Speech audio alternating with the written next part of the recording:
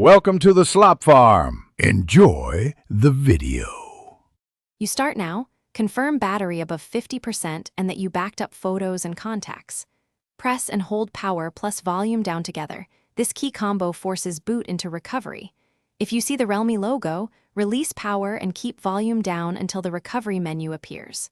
Once done, make sure buttons register. Try a gentle long press to avoid bouncing.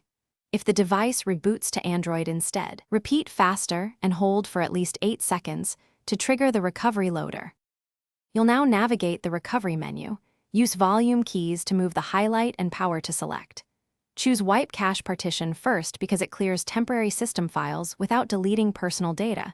This often fixes boot loops. Once cache wipe finishes, reboot to check the result.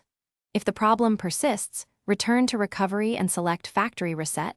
This erases user data, so only proceed when you've exhausted safer options. Remember why? Cache fixes corruption. Factory Reset repairs deeper software failures. You finish by selecting Reboot System now. Allow several minutes for first boot as Android rebuilds caches. If reboot fails, consider flashing stock firmware with SB Flash Tool or Realme MSM Download Tool. This reinstalls system images and fixes corrupt partitions. Make sure to use the exact firmware for Realme C2 and proper USB drivers. And if flashing stalls, try a different USB cable, alternate port, or another computer. These simple changes often resolve connection. Thanks for watching.